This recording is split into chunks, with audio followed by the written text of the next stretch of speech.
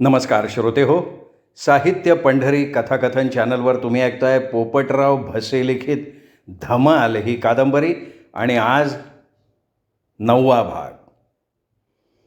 पहाटे बरोबर 5:15 झालेली असताना शेजारच्या शांतावहिनीच्या खोराड्यातल्या कोंबड्यांचा कालवा शंकरच्या कानावर पाडला. नांदूरमध्ये कोंबड्या चोरीच्या घटना घडायला लागल्या होत्या म्हणून शंकरने झटकन उठून बाहेर डोकावण्यासाठी खिडकी उघडली. नुकतंच उजाडायला लागलं होतं. उगवतीच्या क्षितिजालगत तांबूस रंगाचा पट्टा दिसायला लागला होता.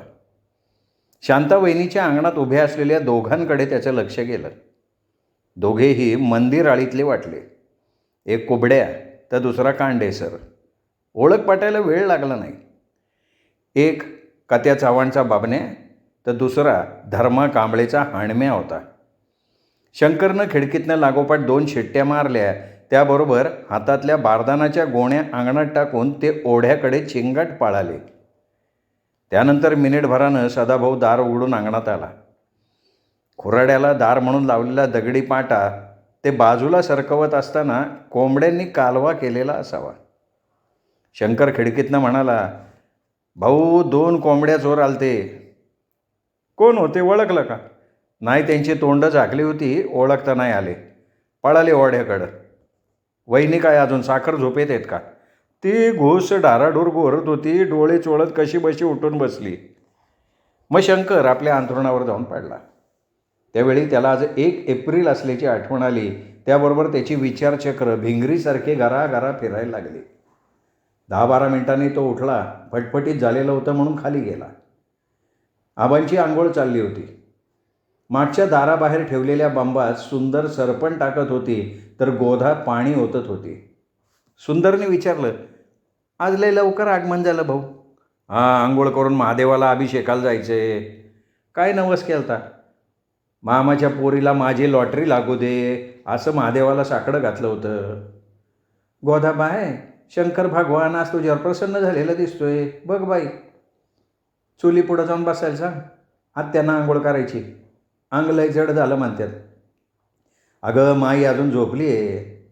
मामांची आंघोळ झाल्यावर मला हाक मार असं म्हणल्या. तिला कुठं खडी फोडायला नाही जायचं गोदे. 8 वाजता उठणार ती. एप्रिल फुल केलंय तुला. शंकर भाऊ गरम पाण्याच्या 2 बादल्या भरतीन.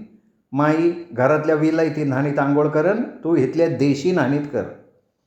पण आज राणी सरकार पाठ घासणार आहे माझी. इथं घासायला लाजणार नाही ती. जा कपडे काढून ये. काय नागवेणी करायचे काय आंघोळ? तुला काय भेजा बिजा आहे का नाही सुंदर?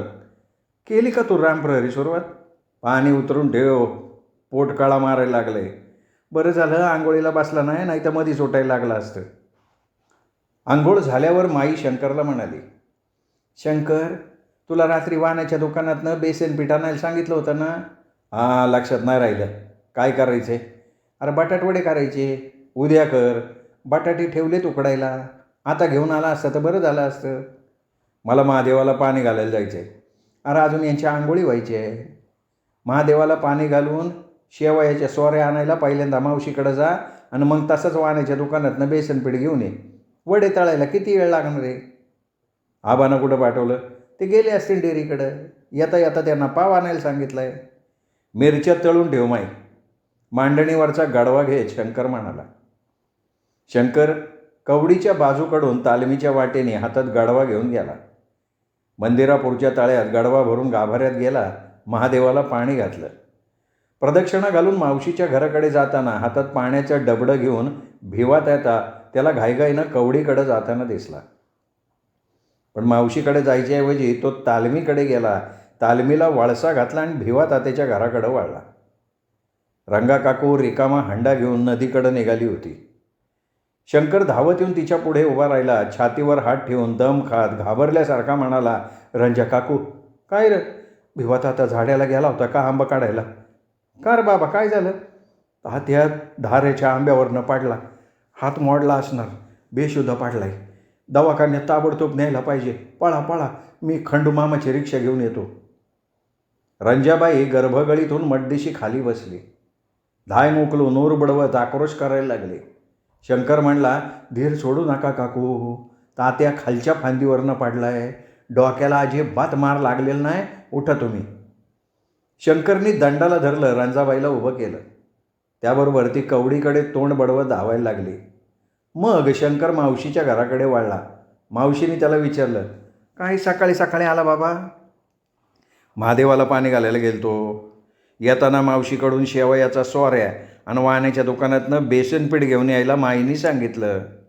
भाऊजी बसा की, चहा चपाती खाताय ना? हिरा वहिनीने विचारलं. तुम्ही फक्त चहा द्या, माई बटाटे वडे तळणारे, तुम्ही या वडे खायला पावाबरोबर. चहाचा कप शंकरच्या हातात देत हिरा म्हणाली, तुम्ही वाण्याच्या दुकानाकडनं जाणार आहे ना भाऊजी? का वहिनी? आत्याने तुमच्या भावाला उदबत्तीचा पुडा आणायला पाठवलं आहे, वाढोळ गेलेत, लवकर पाठवा. शेवयाचा सोऱ्या घेऊन शंकर सुरत शेठच्या दुकानाकडे निघाला. आणखीन एक कल्पना त्याच्या डोक्यात आली. खंडू मामाचं घर वरच्या आळीत होतं. दुकानाकडे जाताना पुन्हा वाकडी वाट केली. ठकू मामी अंगणात येऊन साडी नेसत होती. तिने विचारलं, काय सकाळी सकाळी आलं शंकर भाऊ? नाही, घाबरून जायचं कारण नाही, एक निरोप द्यायला आलो आहे. कोणता निरोप? मैनाला तर? नाही नाही. मग आमची आई का? ठकू मामी भोकाड पसरत म्हणाली. नाही मामी, खंडू मामाच्या लक्ष्मीचा पुढचा टायर फुटला आहे, स्टँडच्या पुढं फारलांगभर अंतराव. जीप झाली पलटी. खंडू मामाला 3-4 जागी जब्बर मार लागला आहे. जीपमधले 5 प्रवासी जखमी झालेत.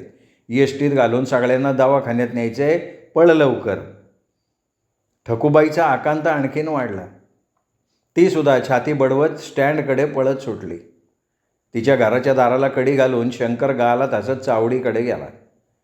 सुरत शेठच्या दुकानात पाय ठेवल्याबरोबर शिवादादाला म्हणाला, शिवादादा, शेडजीबरोबर गप्पा मारायला थोड्या वेळानं निवांत ये. तुझा उदबत्तीचा पुडा अजून हिथंच दिसतोय, जा घरी लवकर. काय झालं? गजब चाललाय. साध्या उदबत्तीवरनं मावशीचा आणि वहिनीचं कडाक्याचं भांडण चाललंय. दोघींच्या मनात खदखदणारं उतू चाललंय. कुणी माघार घ्यायला तयार नाही, पळत. उदबत्तीचा पुडा उचलून शिवा लगबगीनं दुकानातनं बाहेर पडला. मग शंकर शेडजींना म्हणाला, अर्धा किलो बेसन पीठ द्या शेडजी, माई वाट बघती. आणखीन काय पाहिजे? काय नको, एक बातमी तुमच्या कानावर घालायची. कोणची बातमी?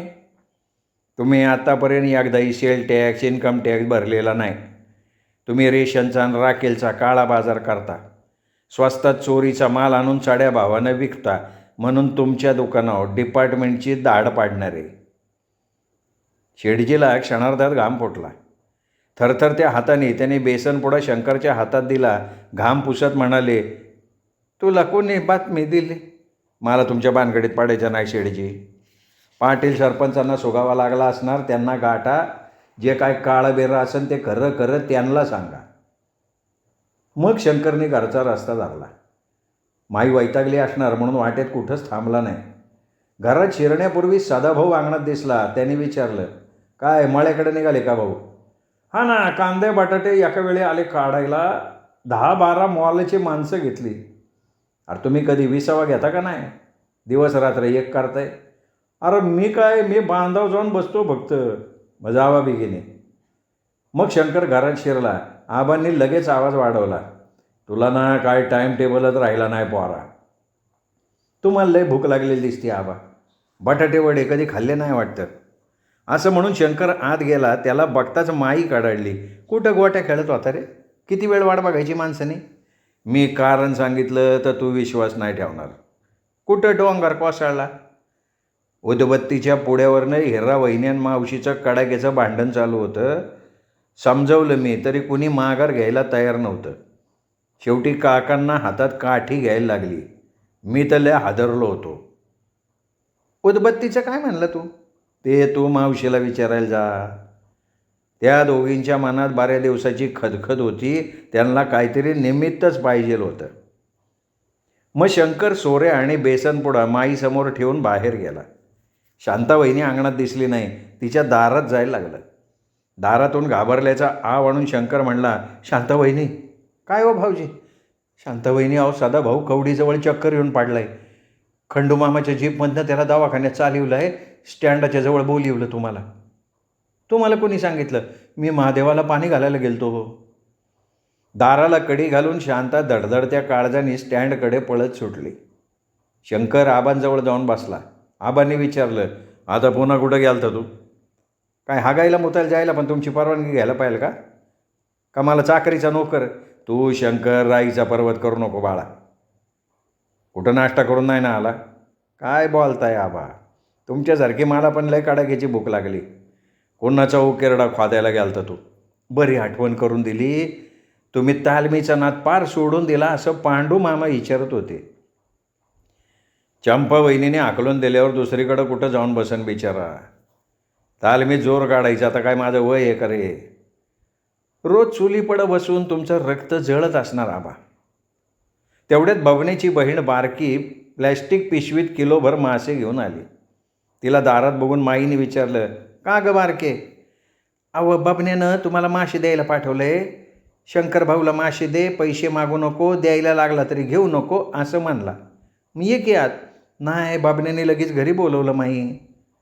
बाबण्याने काय निरोप दिला का ग बारके? शंकरने विचारलं. तुझे पाय धरायचे म्हणला. जा भेटन मी त्याला.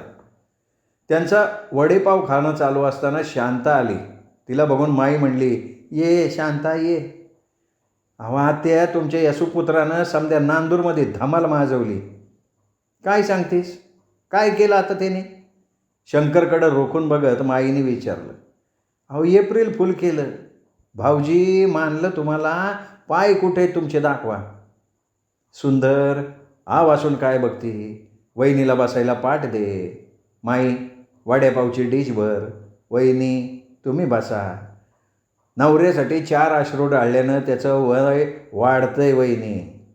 भाऊजी, त्या रंजा काकूच्या तोंडावर गार पाण्याचा हंडा वाचला तवा ती शुद्धीवर आली. ती मीरा भाभी शिडजीला वारा घालत बसली. शिवा भाऊजी अंगणात अजून नाणी आणि हेराबरोबर हसत बसल्यात. ठकूबाई पळता पळता पडली. गुडघेन कोपरे फोडून घेतलेत तिने. वा वा भाऊजी वा, तुमची तर दृष्टच काढायला पाहिजे. आयुष्यात पहिल्यांदा मला आज एप्रिल फुल असतं कसं ते अनुभवायला भेटलं बघा. शांता पाटावर न बसता हसता हसता म्हणाली, अगं बस की. नाही हो, बसणं नको आत्या. वहिनी, तुम्हाला काय हाताला धरून बसवायला पाहिजे का? वर्षातनं एकदा तर एप्रिल फुल उगवतोय. धमाल करायची, फुल परवानगी. सगळी कामावर कोण 10च्यात माळ्यात जायचे मला भाऊजी. पाटावर बसत शांता म्हणाली. वडेपावची प्लेट हातात घेतली. निम्मा एप्रिल सरला होता. तापमानाचा पारा 40 गाठायला आला होता. उष्णतेची लाट आल्यासारखी वाटायला लागली होती. उकाड्याने माणसाला हैराण करून टाकलं होतं. घरात थांबावंसं वाटत नव्हतं. म्हणून जेवण झाल्याबरोबर शंकर हातात चटई आणि एक जुना दिवाळी अंक घेऊन घनदाट सावलीच्या भोकरीच्या झाडाखाली जाऊन बसला. दुपारचा 1 वाजून गेला होता. उष्णतेच्या झळा अंगाला झोंबत असल्यामुळे त्याने अंगातला शर्ट काढून दिवाळी अंक चाळायला सुरुवात केली. दिवाळी अंकात बदाम राणी, मच्छरदाणी, माडीवरची खिडकी, रानपाखरू, अफलातून, हिरकणी, पैलतीर अशा नावांच्या एकाचड एक शृंगार कथा होत्या. बदाम राणी नावाची पहिलीच कथा वाचत असताना पलीकडच्या अंगणालगतच्या कडुलिंबाच्या झाडाखाली शांता गार पाण्यानं आंघोळ करून लुगडं नेसायला आली. शांता तिच्याच नादात होती. भोकरीच्या झाडाखाली शंकर बसलाय हे तिच्या गावीही नव्हतं. बदाम राणीसारखीच शांता नखरेल, बिंदास, भारदार नार होती. अंगाभोवती गुंडाळलेलं लुगडं सोडून उघड्या अंगावरनं पदर न घेता तिने शांतपणे निरगाड बांधायला सुरुवात केली. शांताचं लुगडं नेसून झाल्यावर शंकरनी आपल्या डंगदार मिश्किल भाषेत शांताला आवाज दिला. काय शांता वहिनी?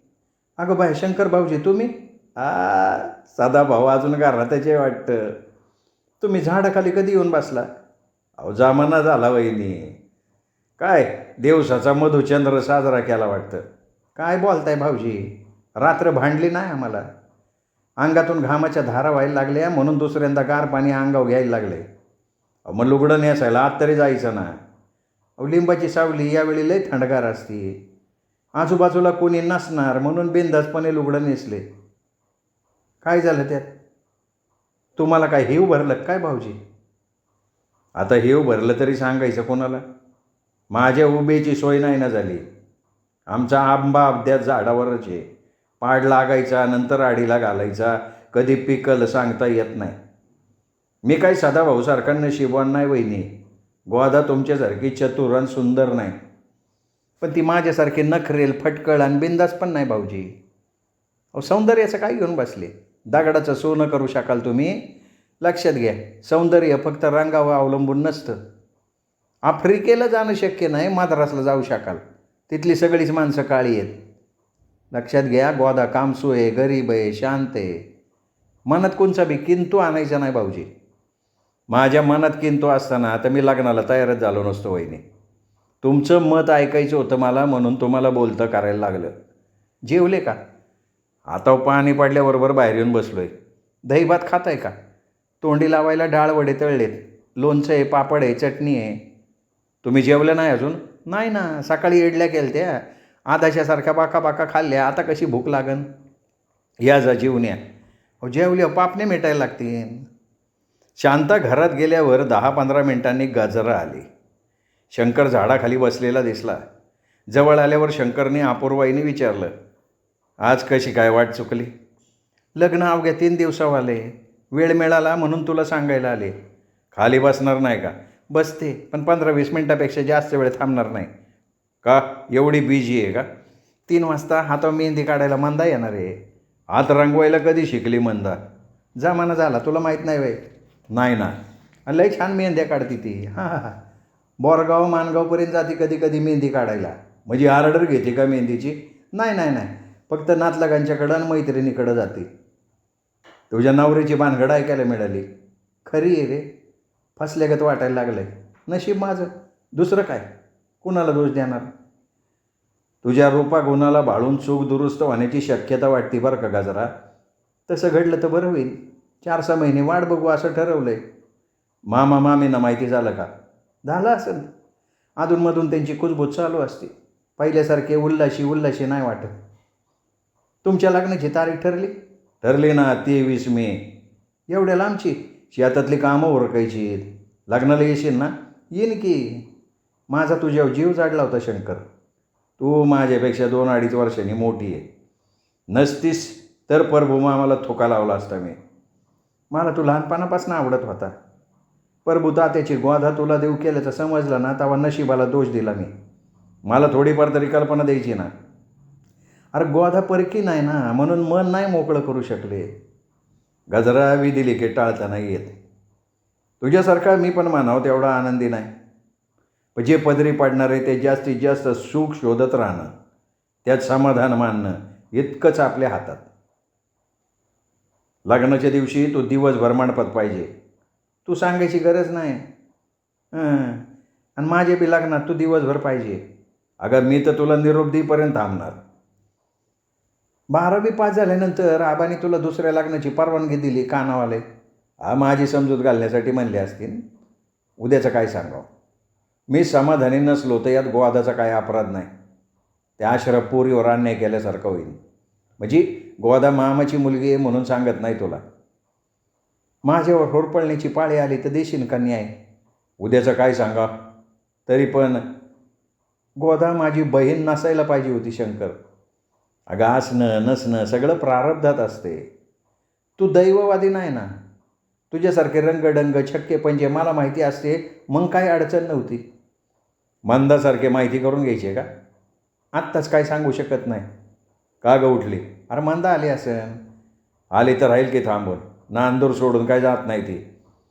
तुझ्याजवळ मन मोकळं करायचं होतं. मनीषा सांगून ठेवायची होती. आता दे परवानगी जायला.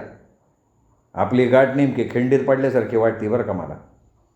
मला तर माझं भवितव्य अंधारलेलं दिसायला लागलं आहे. मध्यरात्रीपर्यंत डोळ्याला डोळा नाही लागत. मन चिंती ते वैरीनं चिंती मानतात. निराश होऊ नको. अंधार नसतो कायमस्वरूपी. एखादा प्रकाश किरण हातात लागला का अंधार आपोआप नाहीसा होतो. जाऊ का? नाही गाजरा, घरात जाऊ. चहा नाही तर सरबत घेतल्याशिवाय तुला काही जाऊ देत नाही मी. आत्या थांबून धरतीन शंकर. अगं ती अजून झोपेत असेल. सुंदरला झाटपाट सरबत बनवायला सांगतो.